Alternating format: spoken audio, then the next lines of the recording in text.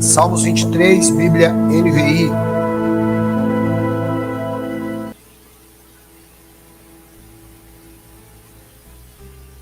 É interessante, quando a gente vai tratar dos Salmos 23, se você lê o 22, você vai ver as palavras de Jesus na cruz, logo no versículo 1. Deus meu, por que me desamparastes? E depois mais alguns outros versículos dos Salmos 22, você vai ver que a profecia também se cumpria em Jesus. Balançavam a cabeça, né? Enquanto eu passava, zombavam de mim. E é interessante, irmãos, como a Bíblia, ela se auto-explica quando a gente começa a acompanhar a Bíblia de verdade. Salmos 22 é chamado Salmos da Cruz, tá? Para quem não sabe, é o Salmo da Cruz. E o Salmo 23 é o chamado Salmo do Pastor. E essa montagem feita, ela indica uma coisa interessante. É impossível você ter o Senhor como pastor se você não entender o sofrimento que ele teve na cruz. Então esse é o primeiro ponto que a gente precisa guardar. Você nunca vai ter o Senhor como pastor se você não entender a cruz. É por isso que a morte de Jesus na cruz é tão falada no meio cristão. Porque foi através da cruz que nós recebemos a libertação dos nossos pecados, para que nós pudéssemos ter o Senhor como pastor. Esse é um ponto importante que a gente precisa guardar. Se Jesus não tivesse passado por aqueles momentos de tribulação, então nós não teríamos hoje, né, a oportunidade de estar tratando dessa questão. Esse é um dos salmos, irmãos. Eu acho que até quem não conhece a Bíblia conhece esse salmo. São dois, é esse e o 91. Normalmente, quando você fala em Salmo 23, Salmo 91, se a pessoa tem pelo menos um pingo de habilidade aí com a Bíblia, o nosso irmão Belo está aí com a gente à distância hoje. Está em São Paulo, mandou um abraço para todos vocês. Então, o que acontece? Se você não compreender isto, você nunca vai ter o Senhor como seu pastor. Para a gente entender, eu vou dar mais ou menos uma ideia de contexto do que eu também vi e vivi lá em Belém. Tive a oportunidade de estar no campo dos pastores e observei apriscos de ovelhas ali.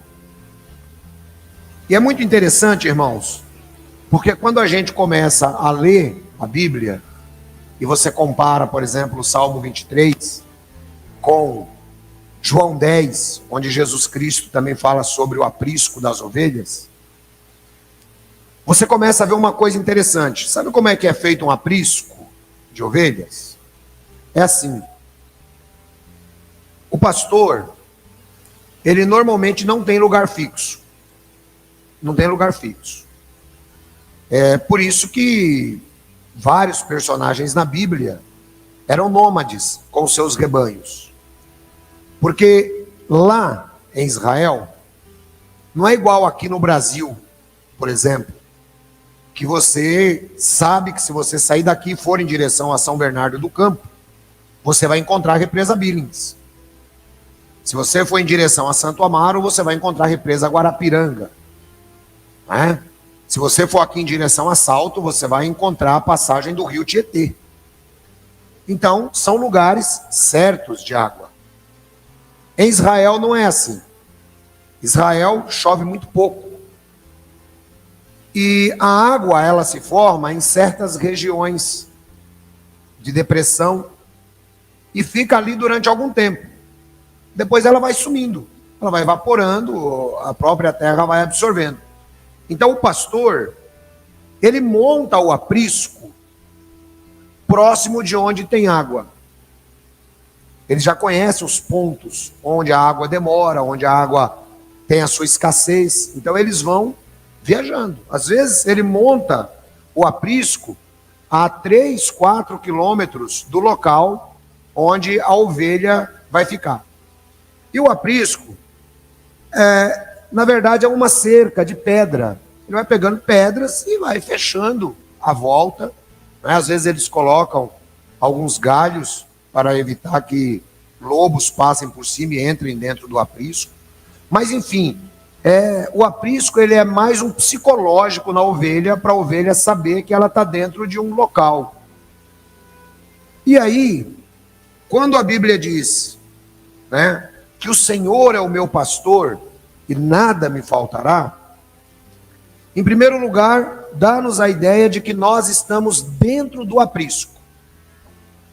E eu disse que o aprisco é um psicológico para a ovelha. Então, o que é o aprisco? O que é o aprisco? Hoje o aprisco é você pertencer à igreja do Senhor Jesus. Todo mundo já sabe que a igreja é invisível. Esses 46 irmãos, por exemplo, que estão conosco aqui agora, junto conosco, estão formando uma célula da igreja de Jesus. Todos nós somos da igreja de Jesus. Então a igreja de Jesus é o aprisco. E Jesus diz: eu sou o bom pastor. Essa é uma ideia de pano de fundo para você compreender os Salmos 23. Segundo alguns estudiosos, esses salmos, alguns dizem que ele foi escrito no fim da vida de Davi, depois que Davi refletiu, né, na bondade de Deus, e aí Davi escreve esses salmos. Outros dizem que esse salmo foi escrito quando Davi, ele já era casado com Mical, e ele iria tomar o lugar de Saul futuramente. E Saul, com raiva, joga aquela lança em Davi, e Davi foge. E Davi passa maus bocados no deserto. Então alguns dizem que ele compôs esses salmos nessa ocasião, o que parece ser mais apropriado. Quando ele está fugindo, ele passa a refletir na bondade de Deus. Então, quando ele fala, o Senhor é o meu pastor, e quando você fala, o Senhor é o meu pastor, isso tem uma profundidade muito grande, que nós precisamos refletir. Em primeiro lugar, se o Senhor é o seu pastor e é o meu pastor, nós precisamos entender que nós, como ovelhas do Senhor, devemos obediência ao Senhor. Esse é o primeiro ponto. Depois eu vou explicar para vocês o que acontece com a ovelha quando a ovelha começa a ficar muito rebelde. Aí o que acontece? O Senhor é o meu pastor, ok, muito bem. Então, qual é o meu grau de obediência ao Senhor? Claro que eu não consigo fazer tudo certinho, e nunca vou conseguir, nem vocês. Mas qual é o grau de obediência ao Senhor? Né? Então, para você dizer, o Senhor é o meu pastor, você precisa ter uma mente disposta a obedecer o Senhor. Depois, no versículo 2, aliás, deixa aí um pouquinho. E de nada terei falta. Eu gosto muito da Bíblia NVI e recomendo a Bíblia NVI, até porque eu conheço o professor Luiz Saião, que é um dos responsáveis, um hebraísta muito renomado no Brasil, e aqui ele traduz certinho, de acordo com o hebraico. Ele é meu pastor e de nada terei falta. É diferente, nós estamos acostumados, o Senhor é meu pastor e nada me faltará. Né? É diferente nessa questão da versão Almeida, embora seja uma excelente versão também. Porque se você for analisar, o Senhor é meu pastor e nada me faltará. Quem está com tudo completo aí? Falta um monte de coisa, não falta? Se você for analisar na sua vida, falta muita coisa. Na minha falta muita coisa. Então, quando ele diz assim, de nada terei falta, significa o seguinte: ele me dá tudo o que eu preciso. Então, quando você diz, o Senhor é meu pastor e de nada terei falta, significa que ele te dá tudo o que você precisa. Porque você há de convir comigo, tem coisas que nós não precisamos. Concorda? Por exemplo, eu não preciso de uma Lamborghini. Então, mas está me faltando uma Lamborghini? Está me faltando? Ué, se eu for um cara apaixonado por carro, eu diria, claro, eu queria ter uma Lamborghini. Mas, não. O que nós temos que analisar é, Deus me proveu um meio de transporte que eu preciso? Proveu. Então, irmãos, esse é o primeiro ponto que a gente precisa começar acompanhando. A gente precisa entender que nós precisamos crer que o Senhor é o meu pastor e nada vai te fazer falta. Nada vai te fazer falta. Você vai estar completamente saciado e ele vai te dar tudo o que você precisa. Então você pode confiar na providência divina. Eu terei aquilo que eu preciso. O pastor, ele acompanha o caminhar das ovelhas, não é atrás, é na frente. É na frente, o pastor vai na frente. E as ovelhas, irmãos, são animais interessantes. Isso eu também comprovei pessoalmente. Pastores de ovelhas, às vezes eles se cruzam no deserto, buscando água. Os rebanhos se misturam. Tem um rebanho indo para lá, tem um rebanho vindo para cá, e às vezes eles se cruzam, se misturam. Mas você sabia que nenhum rebanho, nenhuma ovelha de um rebanho entra no rebanho do outro? Eles passam um pelo outro e vão embora. Porque Jesus falou assim, as minhas ovelhas conhecem a minha voz e me seguem. E isso é muito interessante. Quando nós temos o Senhor como pastor, nós reconhecemos a voz do pastor. Normalmente, o pessoal papocabresto vai tentar usar isso daqui como pastores humanos. Não. Nós temos que reconhecer a voz do pastor supremo. Pedro diz que deve ser assim, porque quando o supremo pastor se manifestar, ele nos dará a coroa da glória. Então nós temos que reconhecer a voz de Jesus. Isto está envolvido o quê? Está envolvido que, por exemplo, o pastor Felipe ele está considerando a questão do budismo, e que está muito legal essa consideração, porque, conforme ele disse, lá na frente vocês vão entender, ele está fazendo a exposição dos ensinamentos, e lá na frente vocês vão entender que, embora sejam ensinamentos éticos, ela chega em um ponto que o Senhor não se torna pastor deles. Vocês vão entender isso lá na frente. Então continuem acompanhando, trazendo as suas enciclopédias. Você que tem enciclopédia em casa, também acompanhe, para você entender. Então o Senhor é meu pastor e de nada terei falta. Ele vai suprir tudo o que você precisa. Pode ficar tranquilo. Pode ficar tranquilo. Versículo 2. Em verdes pastagens me faz repousar e me conduz a águas tranquilas. Irmãos, o pastor, conforme eu disse, ele tem que levar a ovelha para beber água. A ovelha precisa de água. E às vezes ele tem que andar muito tempo com aquele rebanho de ovelha e no passo das ovelhas, que não é tão rápido, devagar, às vezes 3 quilômetros. Mas diz o texto que em verdes pastagens ele me faz repousar. Uma coisa interessante é que em Israel, essas verdes pastagens também não são tão verdes, mas são o suficiente para aquelas ovelhas se abastecerem próximo aos locais onde tem águas tranquilas. Por que águas tranquilas? Porque a ovelha, ela é muito sensível e ela é muito medrosa. Então, o que é necessário?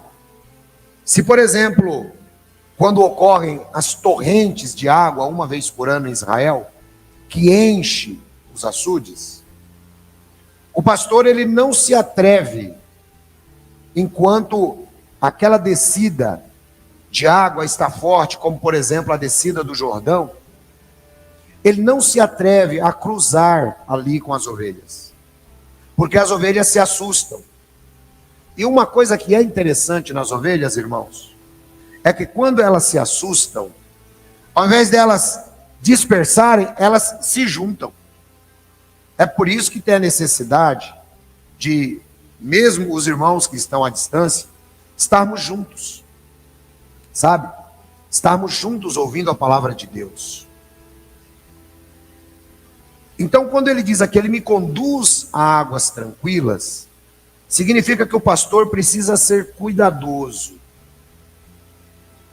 E para piorar, essas águas, elas não são assim tão limpas quanto nós gostaríamos. É aquela água meia barrenta, sabe? Que o pessoal fala que é saloba. É essa água aí. É a água da chuva que vai ficando ali. Só que as ovelhas, elas precisam de calma. Elas precisam de tranquilidade para poder tomarem sua água. Elas não podem tomar água enquanto a água está revolta, está muito suja. E a mesma água que o pastor toma. Significa que o pastor, ele passa por experiências similares às das ovelhas. É por isso que ele diz que em verdes pastagens me faz repousar. Então, quando o pastor encontra aquele local, que ele consegue montar ali o seu aprisco, ele coloca as ovelhas ali durante a noite e durante o dia ele as conduz para comer. E uma coisa também muito interessante, irmãos. Se você se lembrar, Jesus diz assim, ó, eu sou a porta. Lembra que Jesus disse, eu sou a porta do aprisco. O pastor, para tomar conta das ovelhas mesmo, ele se deitava na porta do aprisco. Se deitava na porta do aprisco, para ficar cuidando das ovelhas. E conforme eu citei, as ovelhas ouvem a minha voz, as minhas ovelhas. Tem um detalhe interessante aí. Os pastores de ovelhas, conforme eu disse, os rebanhos podem até se cruzar na passagem.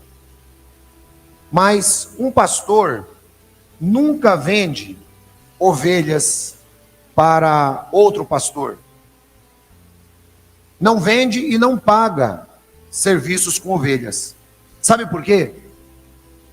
Porque a ovelha, irmão, ela se apega ao pastor de uma maneira que, se ela sair daquele aprisco, ela vai definhar e vai morrer. Ela vai morrer. Por conta do carinho que ela se apega ao pastor. Então, esse mesmo carinho é o carinho que nós temos que ter com Deus.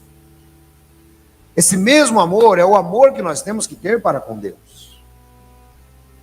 Às vezes, as pessoas desprezam as coisas espirituais. Nós vivemos em um mundo muito materialista. As pessoas desprezam as coisas espirituais, cuidam muito das coisas materiais, como se fôssemos os faraós de antigamente, que levarão nos seus túmulos aquilo que nós acumulamos. Mas não, de nada terei falta.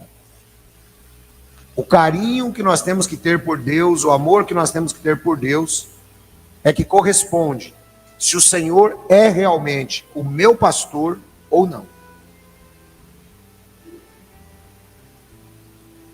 Versículo 3. Restaura-me o vigor, guia-me nas veredas da justiça por amor do seu nome. Irmãos,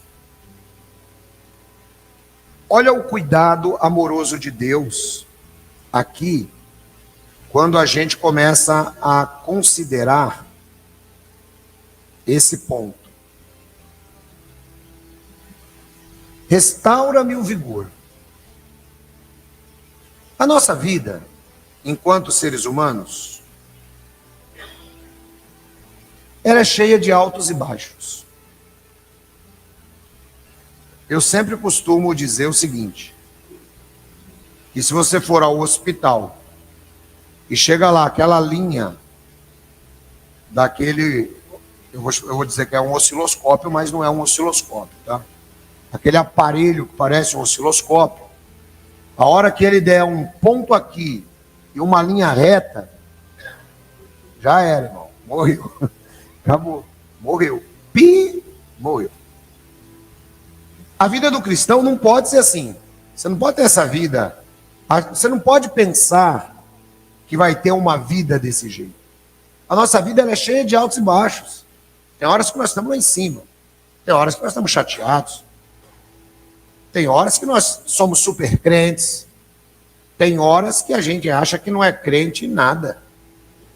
Então a vida do cristão ela tem esse tipo de variação. E é por isso que ele diz: Ele restaura a minha alma.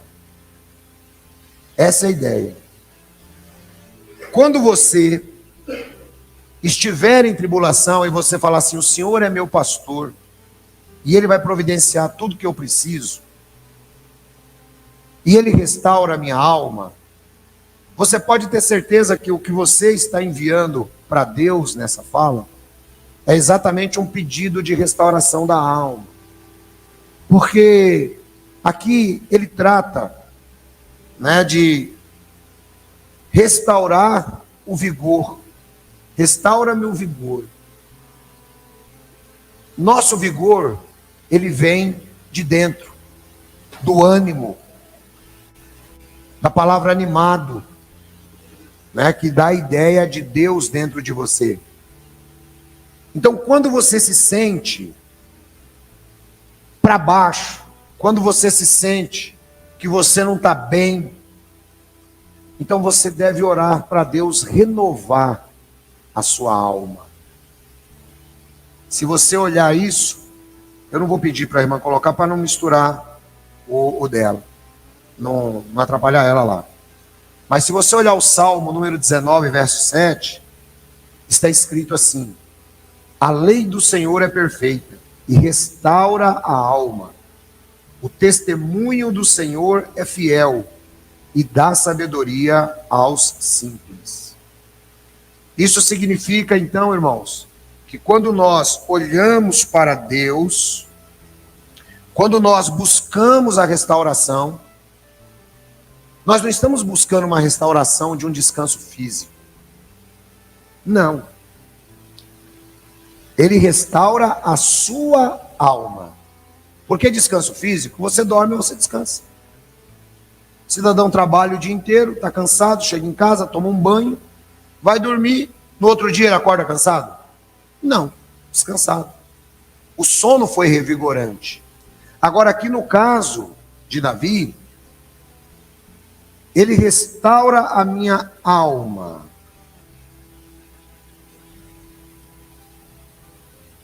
A Septuaginta também dá a ideia, nessa palavra, de que ele converte a minha alma. Ou seja, tem horas, irmãos, que a nossa alma, ela está tão angustiada, está tão cansada, que nós olhamos e às vezes não sabemos o que fazer. E o salmista, assim como nós, ele diz exatamente isso. Eu olho para os montes e fico pensando, de onde virá o meu socorro? Porque, claro, né? Os montes eram meios de preservação, de segurança. Só que Davi não via a segurança dele nos montes. Ele diz assim, o meu socorro vem do Senhor. Então, quando nós falamos, o Senhor é o meu pastor, Ele restaura a minha alma, a gente tem que acreditar mesmo, irmãos. Tem que acreditar mesmo que Ele restaura. Só que muita gente não sabe a fórmula. E a fórmula eu tenho sempre ensinado. A fórmula é a oração. É a oração. Hoje nós vivemos em uma geração que as pessoas simplesmente, irmãos, crentes, não oram. Não oram. E quer levar as coisas no peito. Aí não vai dar certo. Aí não vai dar certo. Para você e pensa, quando foi a última situação complicada que você teve, situação difícil, às vezes situação de tristeza, tem dia que você está triste do nada. Quem já ficou triste do nada aí? Levanta a mão, vamos ver. Do nada, né, irmão? Simplesmente você está triste, do nada. Acontece.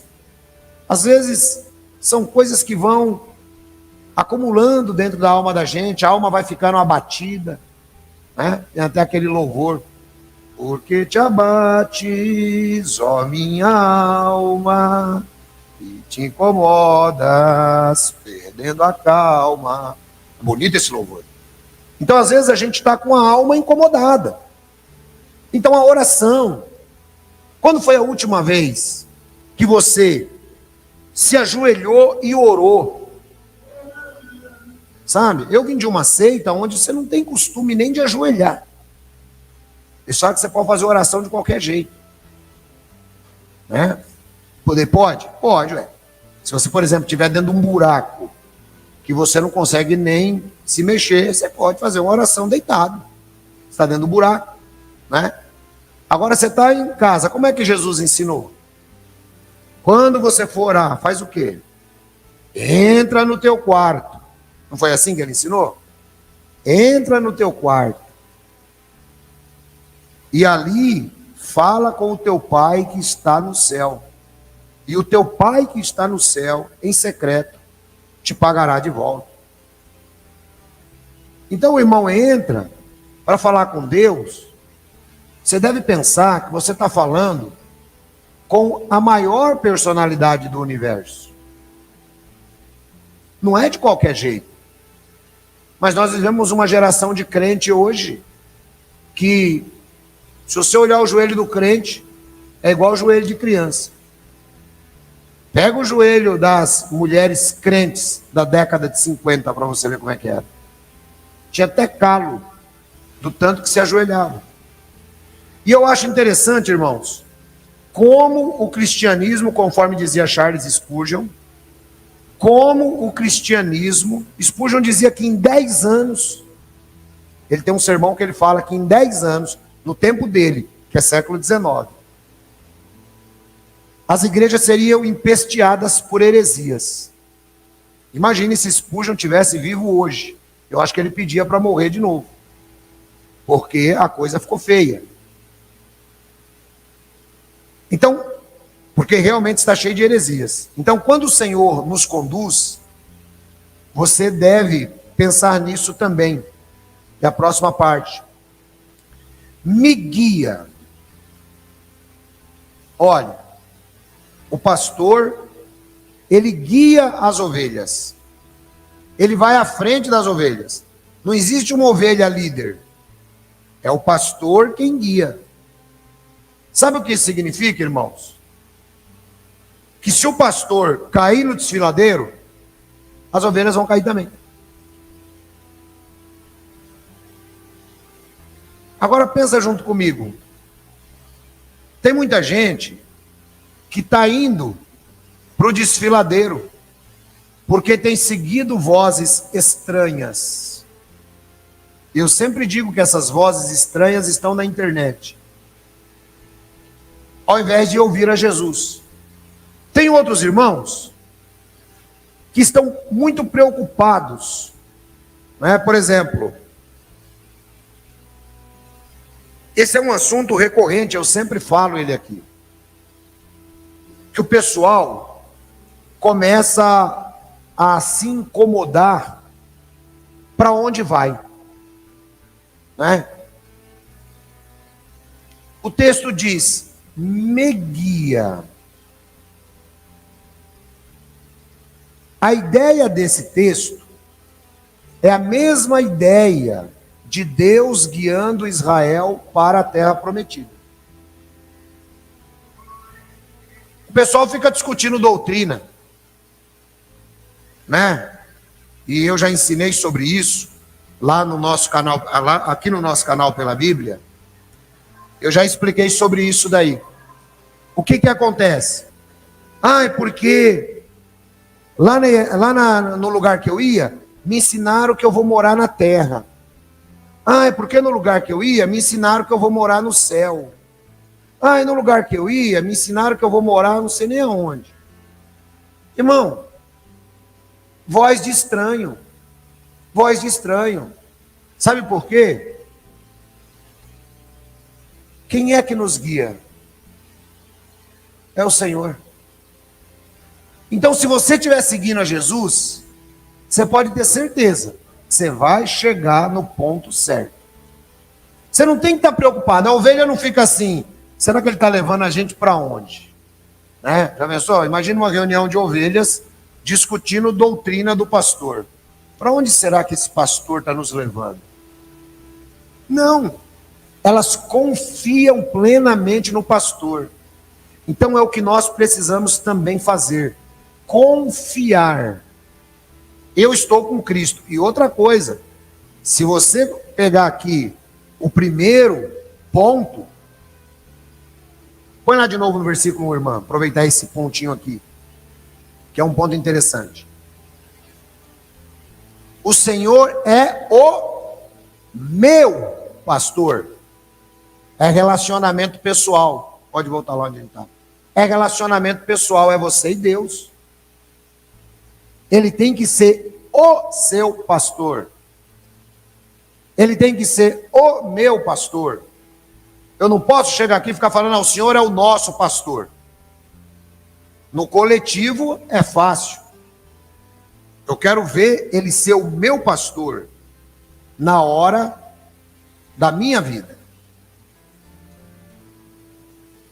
Então essa palavra, quando diz me guia, você pode ficar tranquilo que Ele está te guiando. Ele está te guiando. Você não precisa ficar preocupado com o que vai acontecer. Esse é um salmo que é para tirar a preocupação. Me guia pelos caminhos da justiça. Olha só que coisa interessante, irmãos. Me guia pelos caminhos da justiça. Ou seja, Ele nos guia por caminhos retos. Ele nos guia por caminhos de retidão. Ele nos guia porque Ele é o nosso pastor. Se você pegar esse salmo e comparar com as palavras de Jesus em Mateus 6, você vai perceber algo muito interessante. Você vai perceber o cuidado de Deus para com o ser humano. Nós ficamos muito preocupados com muitas coisas. Muito preocupados com muitas coisas. E nós esquecemos que Deus está no controle das coisas. Esse é o grande problema. Ele nos guia pelos caminhos da justiça, pelos caminhos retos. Pode ficar tranquilo. Se você tiver com Cristo, Se você estiver seguindo a Cristo, se Ele for o seu pastor, você não vai precisar de nada. Você vai ficar tranquilo. Você já percebeu, irmãos, que a nossa vida, ela é tão engraçada, que as pessoas se preocupam com coisas que não aconteceram na vida deles e provavelmente nunca aconteçam. E provavelmente nunca aconteça. Mas as pessoas vivem preocupadas com isso. Já percebeu? Spurgeon dizia uma coisa interessante também. Ele dizia que tem gente em casa que tem uma fábrica de fazer problema. Porque quando a gente não tem problema, a gente começa a criar uns. Começa a desenvolver ali no nosso caldeirão um monte de problemas. O que é isso, irmãos? Às vezes, nós estamos preocupados e nos esquecemos do cuidado de Deus. O que será que vai acontecer comigo amanhã? O que será que vai acontecer com você amanhã? Eu lembro, se o irmão Pianinho aqui me permite, eu lembro e acompanho já esses irmãos, acho que antes das duas meninas deles nascerem. Acho que antes das duas nascerem, acho que já nos conhecíamos. Eu lembro que esse irmão não tinha nem onde morar quando chegou na igreja. É ou não é, irmão? Era um problema só na vida dele. Aí eu fico pensando, mas eu nunca vi esse irmão, sabe, nunca chegou em mim e falou: pastor, estou preocupado porque meu aluguel vai subir, não sei mais. Não, foi fazendo as correrias dele, tal. Deus deu uma casa para ele. E foi por Deus, não foi? Precisou ficar tão preocupado? Jesus não disse assim, e isso é paralelo com os Salmos 23. Ele disse: não estejais ansiosos de coisa alguma. Não estejais perguntando: o que vamos comer? Ou o que vamos beber? Ou o que vamos vestir? Ele disse: porque estas são as coisas pelas quais os pagãos se empenham. Antes busque o primeiro reino de Deus e a sua justiça, e as outras coisas vos serão acrescentadas. As coisas que você precisa, elas serão acrescentadas quando você dá mais valor ao reino. E é exatamente o que o Salmo está nos mostrando aqui. Ele nos guia, irmãos, com tranquilidade. Pode ficar despreocupado. Pode ficar tranquilo. Quando você estiver com a alma desesperada, pega esse salmo aqui, leia e medite, ou escute essa pregação de novo. Aí você vai compreender um pouco mais. Da mesma maneira que Deus guiou Israel, que é a ideia aqui, de ele me guia pelos caminhos da justiça. Da mesma forma que Deus guiou Israel, ele vai nos guiar diante dos nossos problemas. Israel, de dia, tinha uma nuvem. De noite, tinha uma coluna de fogo, apontando para onde eles deveriam ir. Deus já nos apontou que o nosso pastor, o nosso caminho é Cristo. Então a gente precisa acreditar um pouco mais. E aí ele diz assim, ó, o próximo versículo, aqui, tá lá. Não é o outro, não. Guia-me nas veredas da justiça por amor do seu nome. Aí tem um detalhe interessante, irmãos.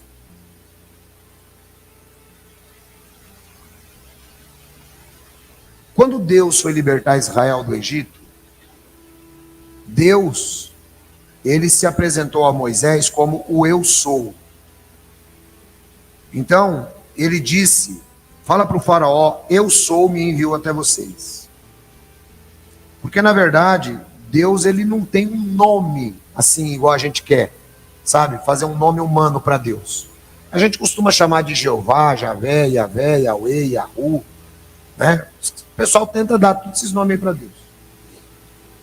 Mas, na verdade, não. Deus fala assim, ó, fala para ele que eu sou, me enviou. Eu sou o que sou. Tipo, vocês podem nomear ídolos. Deuses do Egito, vocês podem até dar nome para eles. Para mim, não. Eu sou o universo, eu sou o que sou, eu abranjo tudo. Então fala para ele que é esse Deus aí que está te mandando falar com ele.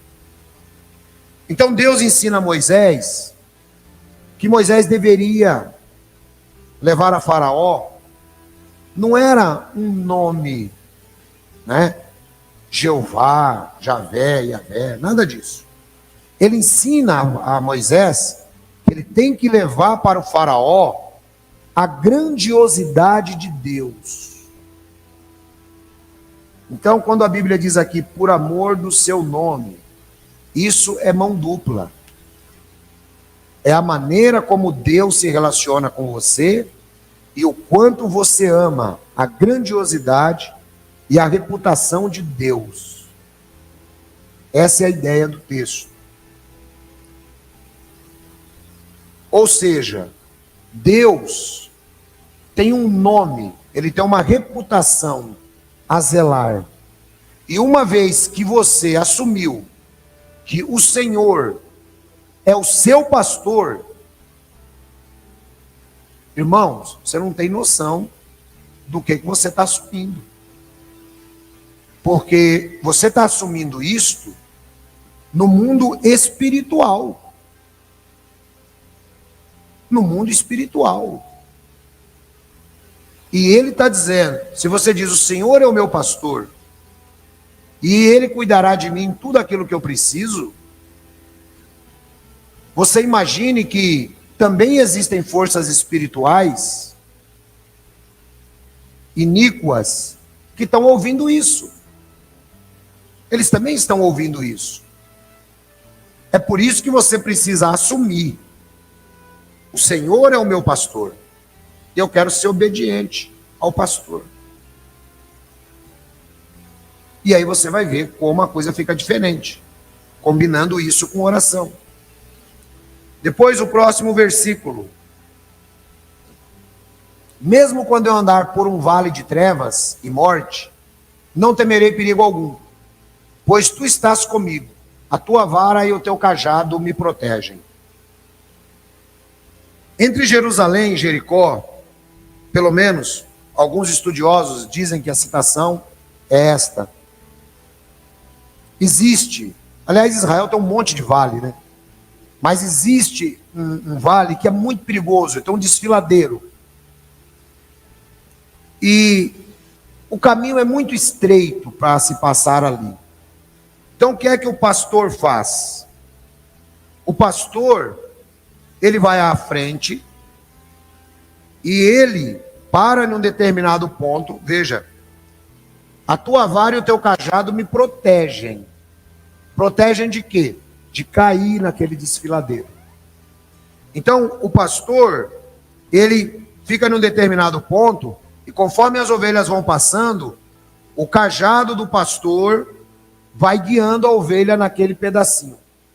E a ovelha vai até que todas passam, ficam do outro lado, todas elas quietinhas, esperando o pastor chegar lá de novo. Você vê que legal? Esse aqui é o sentido. Então, quando ele diz assim, a tua vara e o teu cajado me protegem, ele está dando essa ideia. Por isso que ele fala, ainda que eu ande no vale da morte, eu não vou temer perigo algum.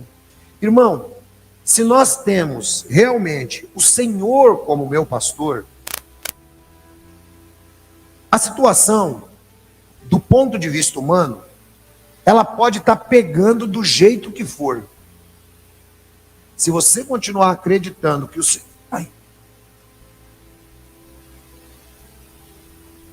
O Senhor é o meu pastor. Espera aí que deu uma pontada aqui, deixa ele terminar de cuidar.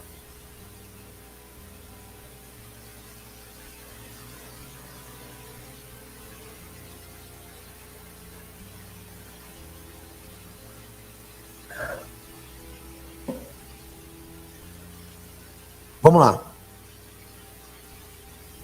Mesmo quando a situação estiver muito ruim, irmão, mas muito ruim, sabe, do ponto de vista humano, que você anda para lá, anda para cá e não sabe o que vai fazer. Mesmo que eu andar no vale das trevas, eu não vou temer perigo nenhum.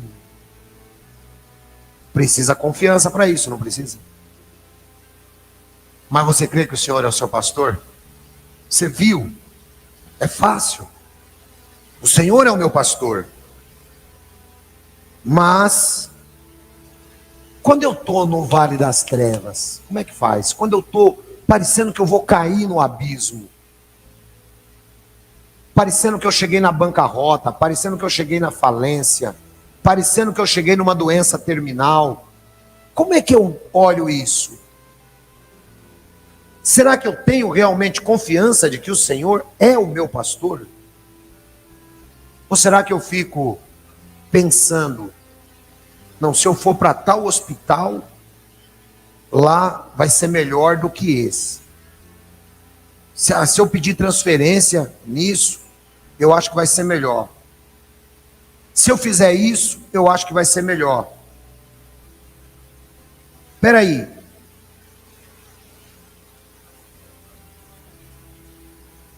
Ele me guia. Ele me guia. Ou você aceita que Deus te guia, ou você faz a sua parte. Faz sozinho. Faz sozinho. Esse é um ponto. Os irmãos aqui ficaram preocupados. Obrigado, irmãos. Deus abençoe. Foi só uma pontada aqui. E não foi do lado esquerdo, foi do lado direito. Se fosse do lado esquerdo, eu ficava mais preocupado. Então, o que acontece? Ele me guia. Se ele me guia, irmãos, eu tenho que ter essa confiança. Lembra da ovelha? O pastor vai, jogando ela para lá, para ela poder passar naquela beirinha. Tem horas que nós vamos passar no vale da sombra da morte mesmo. Vamos. Mas até que ponto o Senhor é o meu pastor? Eu lembro quando o Dr. Shed estava morrendo. O Dr. Shed foi um professor que eu tive. E, aliás, um dos maiores teólogos que eu já conheci na vida. E aquele homem ali é um homem que eu olhava para ele e dizia, esse homem tem o Espírito de Deus. Ele estava com câncer já em estado terminal. E alguns irmãos iam visitar ele no hospital e falavam que iam orar por ele. Ele falou assim, não, irmão, não ora não. Por favor, não ore por mim. Deixa que para mim já está reservada a coroa da glória. O cara está sofrendo com câncer, tomando morfina, em estado terminal, o irmão está orando pelo irmão ainda para ficar vivo. Falou, não, irmão, não ora não, pelo amor de Deus. Agradeço a oração do irmão, mas não ore não. Só ora para mim continuar fiel até o horário da morte, só. Só ore assim, aí fica bom para mim. Então, irmão, isso aí é confiança. Isso é confiança em Deus. Isso é confiança em Deus, sabe? Quando a gente fala, o Senhor é o meu pastor, Ele me dará tudo o que eu preciso. Ótimo, bonita a palavra. Mas quando a gente chega aqui no Vale da Morte, e o Vale da Morte pode ser várias situações, que vão deixar você psicologicamente abalado. É nesse momento que você tem que ver, é o que a ovelha vê. A ovelha vê o desfiladeiro lá embaixo. Mas você acha que ela está preocupada? O pastor está aqui do lado, ó. Ó, vai para lá, vai para lá. Todas elas passam. Quando chegar lá do outro lado, ela fica esperando o pastor. Então é assim que nós temos que ver o Pai, irmãos. É dessa maneira. Eu não vou temer mal algum, porque tua vara e o teu cajado me protegem. Aqui tem um outro significado também. Quem é crente há mais tempo, sabe que, às vezes, no lugar aí que o pessoal põe cabresto na turma, o pessoal gosta de pôr cabresto, tem hora que o pastor dá umas chapuletadas no púlpito, né? O pessoal fala, hoje foi só cajado, né? Hoje foi só cajado. é baseado nisso aí. O que acontece, irmãos?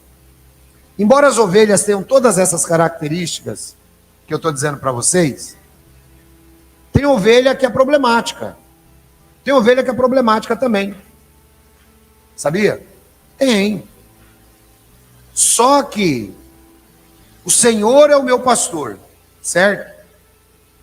Ok? Ele está me dando tudo que eu preciso. Mas tem ovelha que de vez em quando ela sai fora do rebanho.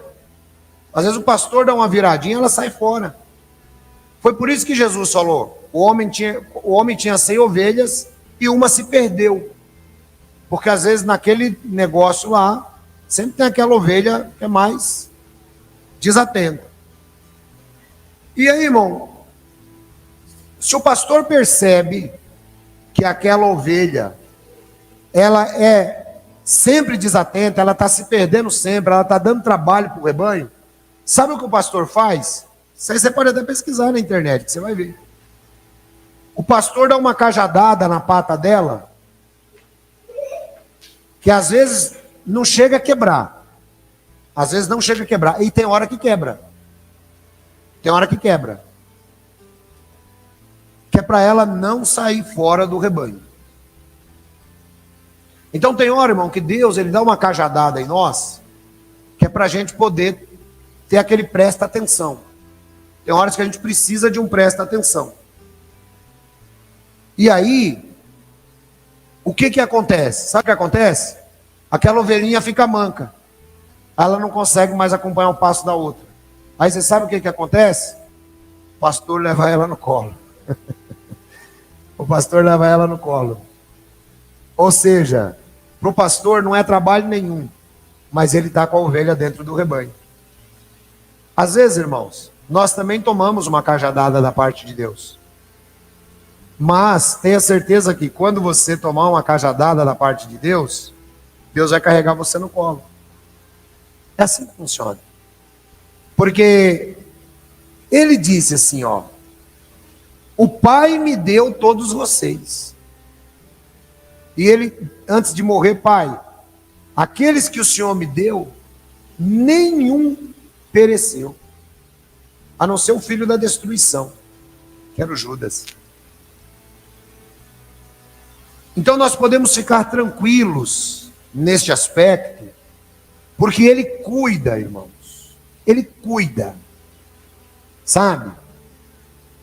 Não adianta você orar os Salmos 23 por orar. É um poema bonito, é uma oração. E você pode declarar o Salmo 23 na hora que você quiser. Mas sempre se lembrando de tudo isso que eu estou ensinando. Quando chegar no vale da sombra da morte, eu não temerei mal algum. Ele tem uma saída. Pode ter certeza. Ele tem uma saída. Esse é o nosso Deus. E que a gente às vezes esquece disto. Não se preocupem com o amanhã. O amanhã trará o seu próprio mal. Tem um ponto muito interessante, irmãos. Porque tem situações na vida da gente que a gente vai tentando levar, vai caminhando. E às vezes esse é o nosso vale. Às vezes esse é o nosso vale. E você desanima, você fica chateado. E esse é o nosso vale. Mas primeiro, ele restaura a sua alma. E ele te ajuda a passar pelo vale da sombra. Então a figura do pastor aqui, que o salmista coloca para Deus, ela é muito apropriada. E olha uma coisa interessante. Eu não vou temer mal algum. Sabe por quê? Porque tu estás comigo. Irmão, para a ovelha, o suficiente é estar com o pastor. Para estar com o pastor, eu estou bem. Essa é a cabeça da ovelha. Então, o que você tem que pensar é exatamente isso. Se você está com Jesus, está tudo bem. Não importa, irmãos. Olha, pensa junto comigo numa coisa. Nós somos um grande exército. Um grande exército. No mundo inteiro. São mais de 2 milhões de cristãos. 2 bilhões. São mais de 2 bilhões de cristãos. No mundo todo. Tá? Então, claro, dentro desse meio aí tem ovelha de tudo que é jeito, né? Mas imagine que imagine que não tem parede, que não tem nada. Nós estamos no meio de uma multidão de 2 bilhões de pessoas. Todos seguindo o pastor. Você precisa se preocupar para onde você está indo? Precisa se preocupar? Eu não vou temer mal nenhum, porque tu estás comigo. Veja, irmão, embora nós estejamos todos caminhando juntos, a relação do Salmo 23 ela é muito pessoal. Tu estás comigo. Tua vara e o teu cajado me consolam. Tu preparas uma mesa diante de mim à vista dos meus adversários. Unge-me a cabeça com azeite. Olha só que coisa, irmãos. Quando ele diz aqui, tu preparas um banquete para mim à vista dos meus inimigos, ou dos meus adversários, isso quer dizer que Deus, Ele te honra. Ele te honra. Note o complemento. Unges a minha cabeça com óleo. Na verdade, quem eram aqueles que eram ungidos com óleo em situações especiais? Além dos sacerdotes, dos reis e tal, havia um costume também. Convidados de honra. Era derramado óleo sobre a cabeça dele quando ele chegava para almoçar. Ele era convidado para almoçar em uma determinada casa. Foi por isso que Maria ungiu Jesus, não é? Com aquele óleo cheiroso. Então, quando você tem o Senhor como pastor, você crê que Ele te dá tudo que você precisa. Quando você crê que mesmo que você estiver chateado, para baixo, cansado, quebrado, Ele restaura a sua alma através da oração. Quando você crê que mesmo que tenham pessoas que tentam te jogar para baixo, tem gente, irmão, tem gente que parece que tem prazer em jogar a gente para baixo, não tem? Você está indo até legal, mais ou menos. Você está indo bem, rapaz. Dali a pouco, o irmão chega, te dá uma que quebra no meio. Às vezes pelo WhatsApp, né? Às vezes pelo WhatsApp. O cara dá uma que quebra você no meio e você fica chateado. Você fica chateado. Aí, ele diz assim, unge a minha cabeça, prepara uma mesa diante dos meus inimigos, e o meu cálice transborda. Deus não é mesquinho, irmão. Deus faz a obra completa. Ontem eu achei interessante, né? Por isso que eu falo. A Bíblia diz que a profecia, quando é dada, ela tem que ser comprovada. Eu achei interessante, quando eu fui visitar uma irmã, eu gosto muito dela, é uma senhorinha, que é ali perto de casa, e ela tinha um comércio. E ela vendia assados ali. E eu cheguei, comecei a frequentar lá, comprava assado, comprava aquelas batatinhas que eles põem no fundo lá no fundo daquele negócio que fica girando lá, aquela televisão de cachorro.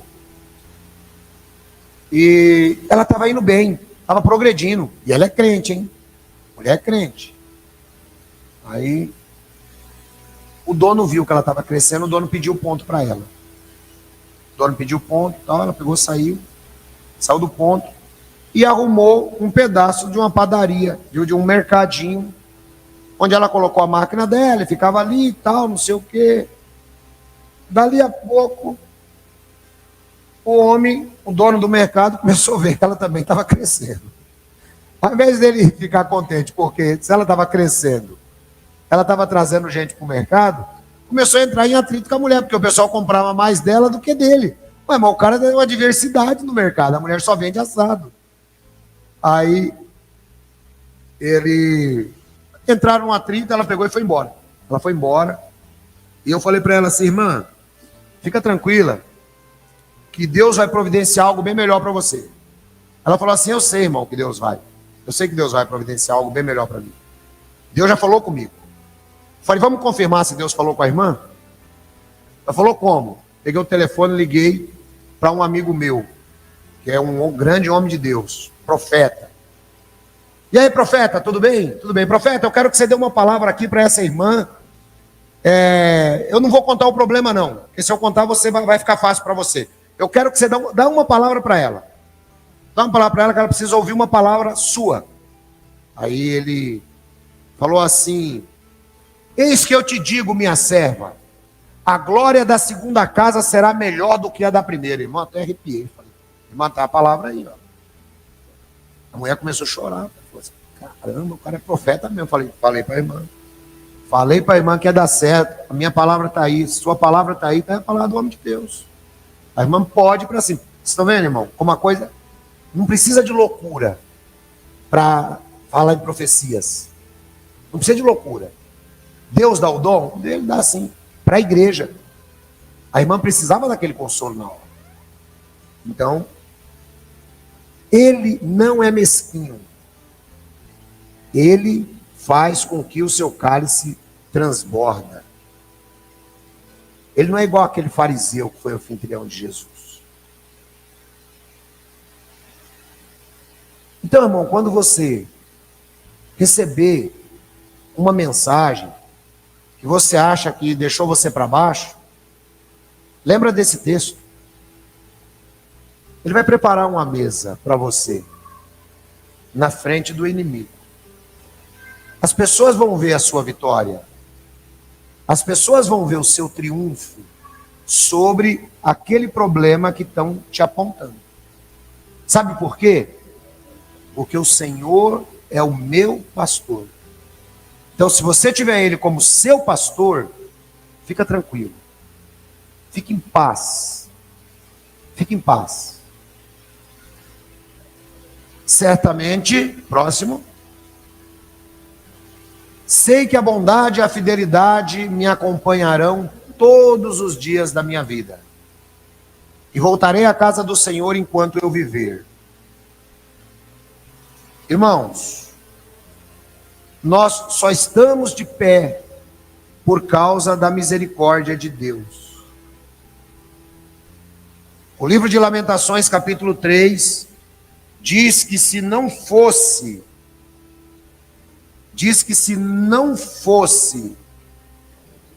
a misericórdia de Deus, todos nós já teríamos sido consumidos.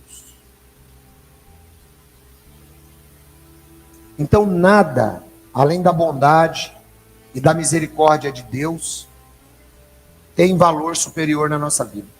É por isso que ele diz: eu sei que a bondade e a fidelidade me acompanharão. Deus é fiel, irmãos. Ainda que permaneçamos infiéis, Ele é fiel, pois não pode negar a si mesmo. Você vê a responsabilidade de Deus com aquele que eu tenho como pastor? Mesmo que você pisar na bola, Ele continua fiel, Ele continua segurando a palavra dele.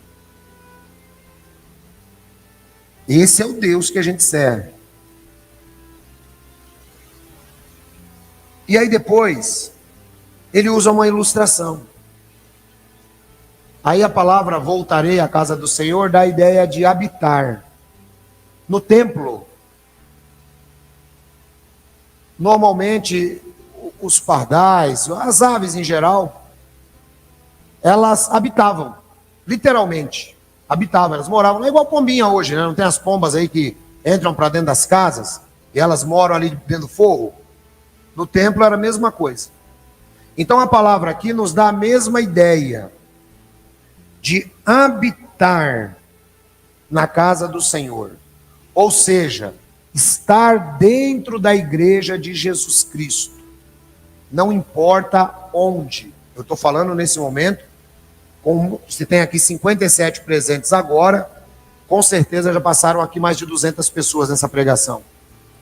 Mas eu estou falando com 57 ao vivo, que estão habitando dentro da casa do Senhor, mesmo sem ir à igreja nenhuma. Porque a igreja somos nós. E eu tenho certeza que a fidelidade vai me acompanhar por muitos dias. Ele garante vida longa, irmãos. Ele garante vida longa para quem o tem como pastor. E isso é muito interessante. Porque a pessoa que procura ter o Senhor verdadeiramente como pastor, agora, recapitulando tudo que nós dissemos para você, primeiro, ele tem descanso. Ele é conduzido para águas tranquilas, pastos verdejantes. Então descanse a sua alma. Repousa, toma fôlego. O alimento espiritual que vocês têm recebido aqui desse púlpito são os pastos verdejantes que Deus tem dado para vocês. Você não precisa ficar preocupado, você não precisa ficar comendo heresia de internet. Ele vai continuar te guiando. Significa que você vai ter o conforto de Deus nos momentos mais difíceis. E Ele vai guiar você até a vida eterna. Pode ficar tranquilo. Ele vai te restaurar. Ele vai te restaurar. E você vai estar na presença dEle. Você vai estar na presença dEle, mesmo que você esteja atravessando uma doença de morte. Você vai estar andando na luz. Você vai estar sendo guiado e protegido pela vara e pelo cajado de Deus. Você vai estar sendo honrado, mesmo diante de pessoas que são invejosas, que desejam, às vezes, que você se dê mal na vida. Você é convidado de honra de Deus. Ele unge a sua cabeça, que é para que todo mundo veja. E aí eu me lembro de Romanos. Quem levantará acusação contra os escolhidos de Deus? Se você tem o Senhor como pastor, não adianta, irmão. É perder tempo. É perder tempo. Quando o Senhor é seu pastor, ninguém mexe com a ovelha de Deus. O seu cálice vai transbordar. Você vai ter muito mais do que aquilo que você talvez pensasse. O meu cálice transborda. Então a providência de Deus na sua vida vai se tornar manifesta. Vai se tornar abundante. E você vai ter longura de dias. Mas para tudo isso, você precisa de verdade, mas de verdade mesmo, crer que o Senhor é o seu pastor. Eu recomendo que os irmãos leiam mais esse salmo. Leiam mais e creiam mais. Porque ler é muito legal. Mas nós precisamos de verdade crer. E o problema da geração de crentes de hoje é essa. É não crer. Deus abençoe vocês.